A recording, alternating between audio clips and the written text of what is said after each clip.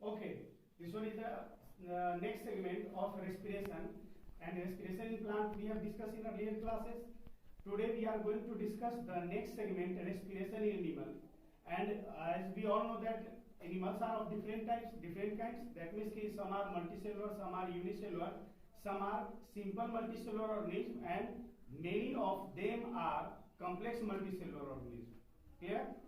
तो सबसे पहले यहाँ पे हम लोग सिंपल ये यूनिसेलुलर ऑर्गेनिज्म को देखेंगे, फिर सिंपल मल्टीसेलुलर के बारे में देखेंगे, और देन कॉम्प्लेक्स मल्टीसेलुलर ऑर्गेनिज्म में रेस्पिरेशंस को देखेंगे। सिंपल यूनिसेलुलर ऑर्गेनिज्म जो है उसमें हम लोग अमीबा को लेते हैं। तो अमीबा रेस्पिरेशन कैसे करता है? तो कुछ ऑर्गेनिज्म जैसे यूनिसेलुलर ऑर्गेनिज्म है, वो यूनिसेलुलर ऑर्गेनिज्म या फिर जो सिंपल ऑर्गेनिज्म जो होता है वो सिंपल डिफ्यूजन प्रोसेस के माध्यम से रेस्पिरेशन करता है। डिफ्यूजन बताए थे, है ना? What is diffusion?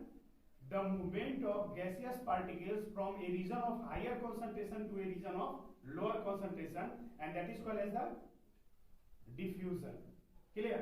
तो जो सिंपल ऑर्गेनिज्म है वो डिफ्यूजन के प्रोसेस से लेते हैं, इसमें किसी तरह का कोई रेस्पिरेटरी ऑर्गन्स नहीं होता है ना? लेकिन जैसे जैसे ऑर्गेनिज्म कॉम्प्लेक्स होते हुए चलता है वैसे वैसे क्या होता है, रेस्पिरेशन जो है वो मोड्स ऑफ रेस्पिरेशन जो है वो बदलता चले जाता है। तो सबसे पहले हम लोग यूनिसेलुलर में देखें, है ना? अब मल्टीसेलुलर में हम लोग सिंपल ऑर्गेनिज्म को देखेंगे, जैसे अर्थवर्म हुआ, अर्थवर्म जिसको केचुआ बोलते हैं या चेरा बोलते हैं, लीच बोलते हैं, ये सब जो है ये अपने मॉइस्ट स्किन से रेस्पिरेशन करता है। यानी इसका ये रेस्पिरेटरी ऑर्गन क्या हुआ? Skin, moist skin, not only skin, moist skin. क्योंकि देखोगे इसके बॉडी के ऊपर में क्या होता है, स्किन जो होता है वो चिपचिपा होता है, तो उसके माध्यम से वो रेस्पिरेशन करता है, ठीक है ना? फिर हम लोग देखते हैं कि कुछ एक्वाटिक एनिमल्स है, जैसे फिश हुआ, प्रॉन्स हुआ, है ना?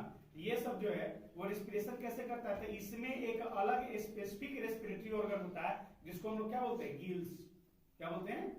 Gills. The gills are the respiratory organs of fishes and prawns, है ना? लेटर ऑन और हम लोग कॉम्प्लेक्स में चलते हैं तो अर्थवर्म वगैरह, ये सॉरी क्या बोलते हैं, कॉकरोच वगैरह हुआ, या फिर जो इंसेक्ट्स होता है, ग्रास होकर होता है, टीटा जो बोलते हैं, राम जी का घोड़ा बोलते हैं। तो ये सब ऑर्गेनिज्म जो देखते हैं इसमें रेस्पिरेटरी ऑर्गन क्या है? स्पाइरिकल्स है। क्या है? Spiracles. And what are spiracles? The spiracles are the tiny pores present on the surface of their body. जैसे तिलचट्टा देखते हैं, है ना? कॉकरोच जो है, तो कॉकरोच के बॉडी के ऊपर में टीनी टीनी छोटा छोटा पोर बना हुआ होता है, उसी पोर के माध्यम से गैसियस एक्सचेंज करता है ना? यानी O2 in and CO2 out. इस तरीके से रेस्पिरेशन होता है मल्टीसेलुलर ऑर्गेनिज्म में। तो अब यहां पे हम लोग देखते हैं कि वंस एक बार में क्या देखते हैं कि वंस जब ऑक्सीजन को इन्वायरमेंट से लेगा, जब ऑक्सीजन को एटमॉस्फेयर से लेगा, तो लेने के बाद क्या होगा? ऑक्सीजन जैसे ही एटमॉस्फेयर से लिया तो फिर वो क्या होगा? बॉडी में उसका यूज होगा, सेल में उसका यूज होगा, और after that use that O2 is converted into CO2 और CO2 बॉडी से आउट होता है। यही रेस्पिरेशन के प्रोसेस में, ऐसे इसको तो हम लोग नॉर्मल ब्रीदिंग बोलते हैं, है ना? ब्रेथ इन दैट मींस की oxygen in, and breathe out that means ये ऑक्सीजन, ये कार्बन डाइऑक्साइड आउट। ब्रीदिंग में O2 हम लोग एटमॉस्फेयर से लेते हैं, और ब्रेथ आउट में क्या होता है? CO2 हम लोग एटमॉस्फेयर में रिलीज करते हैं, छोड़ने का काम करते हैं। इतना चीज समझ में आया? तो इसको हम लोग ब्रीदिंग बोलते हैं। रेस्पिरेशन में क्या होता है? रेस्पिरेशन के प्रोसेस में कि O2 जो हम लोग लिए हैं एटमॉस्फेयर से, जो O2 लिए हैं, अपने सराउंडिंग से लिए हैं, उस O2 का यूटिलाइजेशन होता है, यानी हमारे बॉडी में केमिकल रिएक्शंस होता है उस O2 के माध्यम से। यानी जो डाइजेस्टेड फूड मॉलिक्यूल है उसको वो क्या करता है? रिएक्शंस के माध्यम से बर्न कराता है, ब्रेक डाउन कराता है, और उस ब्रेक डाउन के माध्यम से जो एनर्जी लिबरेट करता है, जनरेट करता है, उस एनर्जी का ऑर्गेनिज्म जो है वो यूटिलाइज करता है। क्लियर? तो इस तरीके से हम लोग देखते हैं। अब यहाँ पे हम लोग जो देखेंगे कि कुछ जो ऑर्गेनिज्म है उसमें क्या होता है कि जो रेस्पिरेटरी ऑर्गन है उसमें बहुत सारे ब्लड वेसल्स मौजूद होते हैं, ब्लड मौजूद होता है। तो जो हम लोग ऑक्सीजन लेते हैं एटमॉस्फेयर से, ये ऑक्सीजन हम लोग नहीं, जो ऑर्गेनिज्म लेता है, ये ऑर्गेनिज्म क्या होता है के द्वारा जो ऑक्सीजन लिया गया, ये ऑक्सीजन ब्लड में इंटरमिक्स करेगा, और ब्लड में इंटरमिक्स करने के बाद ये through out the body move करना शुरू कर देता है, ट्रांसपोर्ट करना शुरू कर देता है। यहां तक क्लियर है। अब देखेंगे यहाँ पे है ना कि जितने भी रिस्पिरेटरी ऑर्गन देखते हैं, चाहे वो लंग्स हो, चाहे वो स्किन हो, चाहे वो गिल्स हो, या वो कुछ भी हो, है ना, रिस्पिरेटरी ऑर्गन है तो सारे रिस्पिरेटरी ऑर्गन का 3 कॉमन फीचर होगा। जो भी रिस्पिरेटरी ऑर्गन है सबका 3 कॉमन फीचर होगा, है ना। और तीनों फीचर्स में सबसे पहला फीचर्स क्या होगा? सबसे पहला फीचर्स जो होगा कि रेस्पिरेटरी ऑर्गन जो होता है उसके अंदर में लार्ज सरफेस एरिया होता है। सरफेस एरिया कैसा होगा? लार्ज सरफेस एरिया होगा, ताकि ज्यादा से ज्यादा ऑक्सीजन जो वो डिफ्यूजेस इन हो, डिफ्यूज करे अंदर की तरफ, वो डिफ्यूज कर सके। बात समझ में आ रहा है? तो उसको हम लोग क्या बोलते हैं? एक पहला फीचर है, 3 कॉमन फीचर्स है ना, जिसमें सबसे पहला फीचर्स है यहाँ पे कि जो रिस्पिरेटरी ऑर्गन है, रिस्पिरेटरी ऑर्गन का सरफेस एरिया कैसा होगा? लार्ज होगा, इनसाइड में बहुत लार्ज सरफेस एरिया होगा, ठीक है ना। दूसरा जो हम लोग देखते हैं, दूसरा जो कैरेक्टरिस्टिक्स और दूसरा जो फीचर होता है कि जो रिस्पिरेटरी ऑर्गन है उसका इनर सरफेस होता है वो बहुत ज्यादा थिन होता है, बहुत पतला होता है ना। थिन इसलिए होता है ताकि आसानी से डिफ्यूज कर जाए ऑक्सीजन, जो गैसेस है वो इजिली क्या कर जाए? डिफ्यूज कर जाए। बात समझ में आए?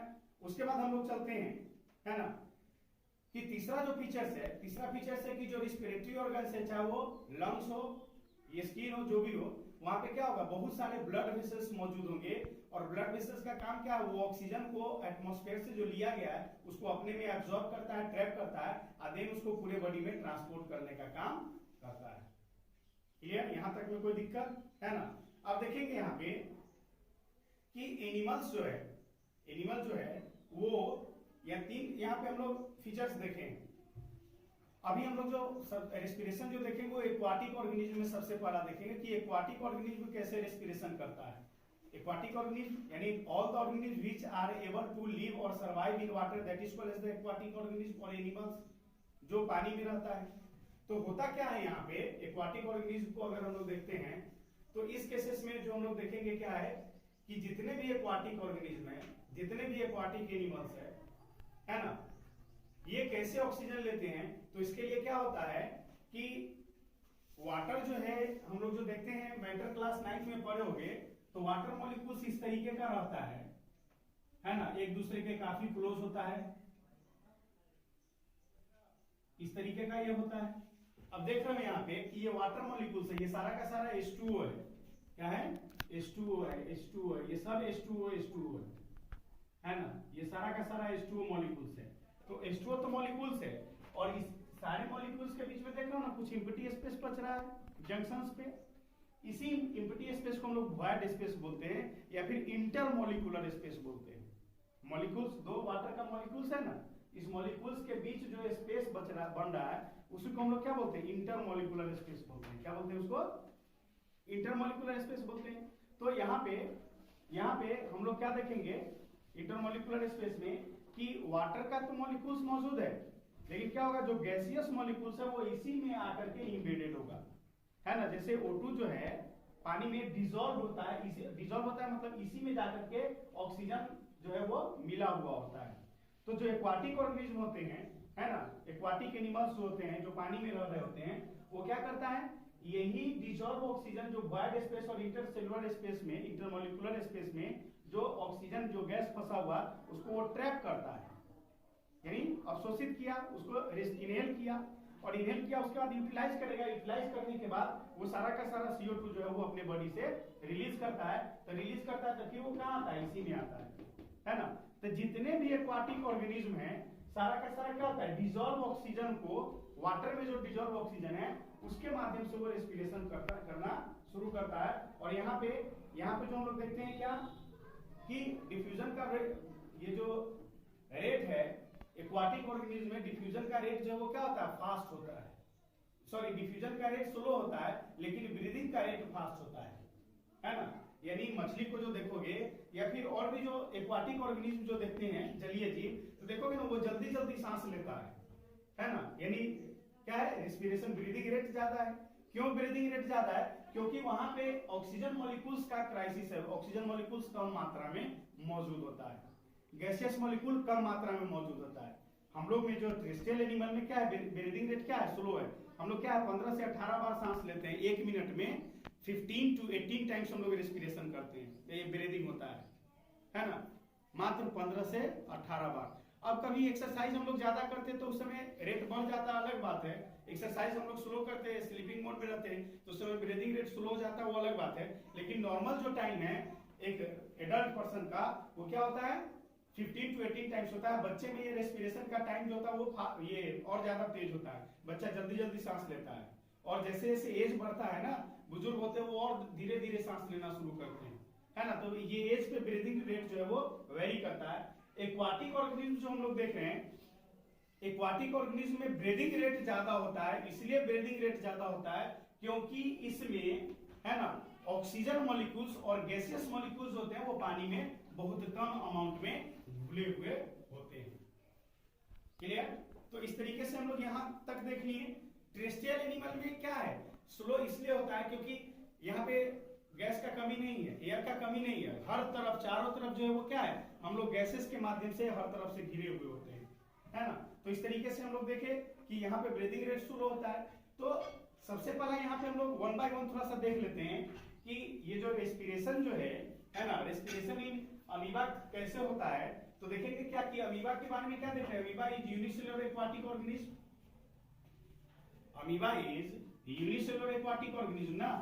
तो यहाँ पे हम लोग क्या देखते हैं कि ये एक्वाटिक ऑर्गेनिज्म है। तो एक्वाटिक ऑर्गेनिज्म है, दैट मींस कि एयर जो होगा वो क्या होगा, वाटर मॉलिक्यूल्स में डिसॉल्व होगा। ये तो वाटर में फ्लो कर रहा होता है ना, अमीबा कहां फ्लो कर रहा होता है, वाटर में फ्लो कर रहा होता है। तो वाटर में ही ऑक्सीजन क्या होगा, डिसॉल्व होगा, वाटर में ऑक्सीजन डिसॉल्व होगा। और यहाँ पे इसका ये जो अमीबा में कोई रेस्पिरेटरी ऑर्गन नहीं है, ये तो खुद का क्या है, एक सिंपल सेलुलर ऑर्गेनिज्म है, एक सेल का बना हुआ है। तो इसमें किसी तरह का कोई ऑर्गन नहीं है, ये रेस्पिरेटरी ऑर्गन नहीं है। इसके बॉडी में क्या होता है, स्किन में पोर्स होता है, छिद्र मौजूद होता है, और उस छिद्र के माध्यम से डिफ्यूजन प्रोसेस के माध्यम से, यानी बाहर में ऑक्सीजन का कंसंट्रेशन ज्यादा है, अंदर में ऑक्सीजन का कंसंट्रेशन कम है, तो बाहर से अंदर की तरफ मॉलिक्यूल्स मूव करेगा। जब अंदर उसका यूज हो जाएगा, बायोकेमिकल प्रोसेस इसमें होगा, उसके बाद यहाँ पे क्या हो जाएगा, ऑक्सीजन CO2 में कन्वर्ट कर जाएगा।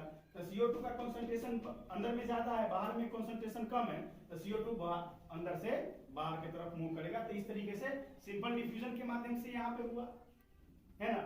दूसरा जो हम लोग ऑर्गेनिज्म देखते हैं, ये तो हम लोग अमीबा को देखें, अमीबा में रेस्पिरेशन देखें, अमीबा में रेस्पिरेशन। दूसरा जो हम लोग देखते हैं, अर्थवर्म की बात करते हैं, अर्थवर्म के बारे में भी पढ़ना है। तो अर्थवर्म में क्या देखते हैं, ये मॉइस्ट स्किन होता है, इसका स्किन कैसा होता है, चेहरा वगैरह का मॉइस्ट होता है, चिपचिपा होता है। इसमें ये एयर से ही लेते हैं, ये मॉइस्ट प्लेस पे रहते हैं, ये ऑर्गेनिज्म जो है अर्थवर्म वो मॉइस्ट प्लेस पे।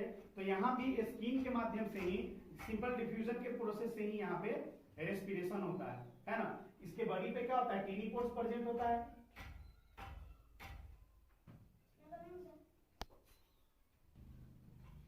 ना। इस तरीके से हम लोग यहाँ पे देखते हैं, है ना। ये अर्थवर्म अगर मान लो कि ये हम इसको बनाते हैं, ये अर्थवर्म अगर बनता है इस तरीके का, है ना, इसको एनिलिडा में हम लोग क्लास 9 में पढ़े होंगे, एनिलिडा ग्रुप में, ठीक है ना। तो इसमें क्या होता है कि इसका बॉडी जो है वो सेगमेंटेड होता है ना, बॉडी जो है वो सेगमेंटेड होता है। इसके बॉडी पे टीनी पोर्स प्रेजेंट होते हैं, क्या होते हैं, टीनी पोर्स प्रेजेंट होते हैं। इसी टीनी पोर्स के माध्यम से ऑक्सीजन जो वो डिफ्यूज करेगा, डिफ्यूज इन होगा, ऑक्सीजन डिफ्यूज इन होगा, और उसका इस अर्थवर्म के अंदर में क्या होगा, यूटिलाइजेशन होगा। एंड आफ्टर दैट क्या होगा कि ये डिफ्यूज आउट हो जाएगा, उसका अंदर में यूज हो जाएगा, O2 कन्वर्ट कर जाएगा CO2 में, और CO2 डिफ्यूज आउट हो जाएगा, यानी बाहर की तरफ निकल जाएगा। यहाँ पे सबसे बड़ी बात है कि मॉइस्ट स्किन का क्या, इसका गुड नेचर जो है मॉइस्ट स्किन का, वो क्या है कि अगर कोई डस्ट पार्टिकल होगा, धूल कण होगा, खरपतवार होगा, तो वो सारा का सारा धूल कण खरपतवार जो है वो क्या होगा, यहाँ पे बॉडी के ऊपर में ही फिल्टर कर जाता है, इसीलिए इसका मॉइस्ट स्किन होता है ना। उसके बाद हम लोग फिश में देखते हैं, तो फिश में जो देखते हैं वो रेस्पिरेशन गिल्स के माध्यम से होता है ना। फिश में respiration in fish, respiration in fish हम लोग देखते हैं। तो फिश में देखते हैं, फिश का ये स्ट्रक्चर होता है जनरली,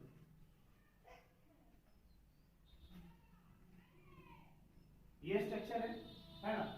अब इसमें इसमें इसका आई होता है, और यहाँ पे देखोगे ना इस तरीके का ये बना हुआ होता है, गलफरा जिसको हम लोग बोलते हैं, हिंदी में इसको गलफरा बोलते हैं, अंग्रेजी में इसी को गिल्स बोला जाता है ना।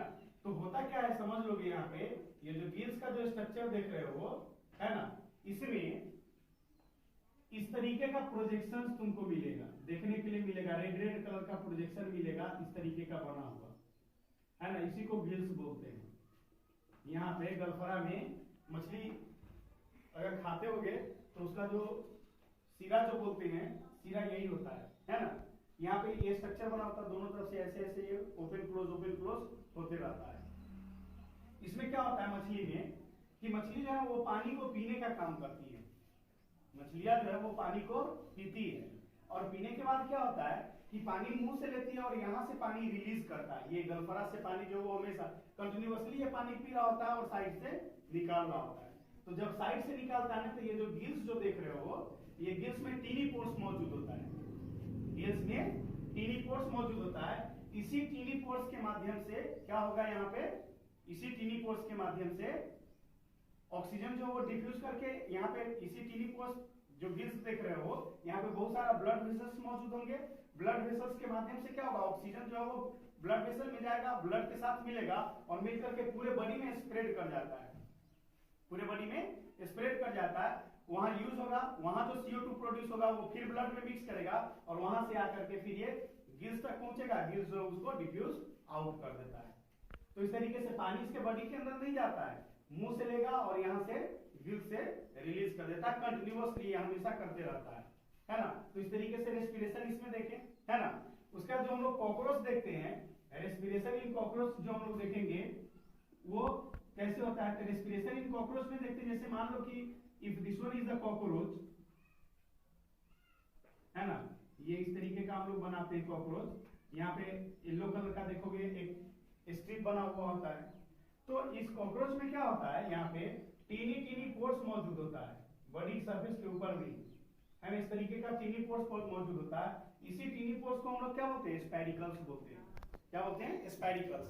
तो जो ऑक्सीजन एटमॉस्फेयर में मौजूद है उस ऑक्सीजन को ये क्या करता है, स्पेरिकल्स के माध्यम से अंदर लेता है ना, उसका यूज होगा बॉडी के अंदर में, और वहां जो CO2 प्रोड्यूस करता है उस CO2 को ये क्या करेगा, डिफ्यूज आउट कर देता है इसी स्पेरिकल के माध्यम से। बात समझ में आया कि नहीं। तो इस तरीके से हम लोग सिंपल ऑर्गेनिज्म में यूनिसेलुलर और मल्टीसेलुलर ऑर्गेनिज्म को देखे कि रेस्पिरेशन यहाँ पे कैसे होता है। रेस्पिरेशन हम लोग का क्लियर है यहाँ पे सिंपल ऑर्गेनिज्म में। अब यहाँ पे रेस्पिरेशन इन ह्यूमंस को हम लोग पढ़ेंगे जो मोर कॉम्प्लेक्स है। एनिमल्स में हम लोग सबसे ज्यादा फोकस करना होता है रेस्पिरेशन इन ह्यूमन बींग्स को ही हम लोग ये करते हैं, पढ़ते हैं, ठीक है। तो what are the respiratory organ of human being, lungs होता है। क्या होता है, लंग्स। नॉट ह्यूमन बींग्स, कुछ बर्ड्स हैं, कुछ रेप्टाइल्स हैं, है ना, सब में लंग्स होता है ना। तो देखेंगे यहाँ पे लंग्स के बारे में देखेंगे कि जो लैंड एनिमल्स हैं, जो जीव जमीन पे रहते हैं, जो लैंड पे रहते हैं, वो लंग्स के माध्यम से रेस्पिरेशन करते हैं। तो रेस्पिरेटरी ऑर्गन कहलाएगा लंग्स। क्या कहलाएगा, रेस्पिरेटरी ऑर्गन लंग्स। अब यहाँ पे रेस्पिरेशन में क्या होता है, रेस्पिरेशन एक बायोलॉजिकल प्रोसेस है। रेस्पिरेशन क्या है, एक बायोलॉजिकल प्रोसेस है। वैसा प्रोसेस है the process in which energy is release from food inside our body. Food से एनर्जी निकलता है ना, हमारे शरीर के अंदर में फूड से एनर्जी निकलता है हमारे शरीर के अंदर में, है ना। और यहाँ पे फूड का ब्रेकडाउन होता है ना, इसी को हम लोग रेस्पिरेशंस कहते हैं। किसके माध्यम से फूड का ब्रेकडाउन हो रहा है, बार बार बोल रहे हैं, ऑक्सीजन के माध्यम से हो रहा है ना, ऑक्सीजन के माध्यम से हो रहा है। तो इसको हम लोग रेस्पिरेशंस बोलते हैं। अब देखेंगे यहाँ पे है ना कि रेस्पिरेटरी फंक्शंस का काम क्या है। What are the functions of respiratory organ or respiratory system? The function of respiratory system is to inhale या breathe in oxygen inside the body and exhale or breathe out CO2 outside the body। यानी इस O2 को ये inhale करेगा और CO2 को ये exhale करेगा। यही फंक्शन है किसका, रेस्पिरेटरी सिस्टम का। हमारे बॉडी में रेस्पिरेटरी सिस्टम का फंक्शन इतना ही है। अब देखोगे यहाँ पे है ना कि ब्रीदिंग में क्या होता है कि हम लोग ऑक्सीजन रिच गैस को हम लोग इंटेक करते हैं एंड CO2 रिच गैस को हम लोग आउटटेक करते हैं, यानी इनहेल करते हैं ऑक्सीजन रिच ये गैस को, और एक्सहेल करते हैं कार्बन डाइऑक्साइड रिच ब्लड को एक्सहेल करते हैं, है ना। क्लियर। अब यहाँ पे ब्रीदिंग भी समझना है। तो ब्रीदिंग मतलब क्या होता है, 1 inhalation plus 1 exhalation equal to 1 breathing. एक ब्रीदिंग का मतलब क्या, एक बार सांस लिए और छोड़ दिए, तो सांस लेना एंड छोड़ना दोनों मिला करके 1 ब्रीदिंग कहलाता है ना। 1 inhalation plus 1 exhalation is called 1 breathing यहाँ पे, ठीक है ना। तो यहाँ पे ब्रीदिंग में हम लोग देखेंगे कि ब्रीदिंग यहाँ जो होता है वो एक सिस्टम के माध्यम से होता है हमारे बॉडी में, है ना। जिस सिस्टम को हम लोग बोलते हैं रेस्पिरेटरी सिस्टम बोलते हैं, है ना।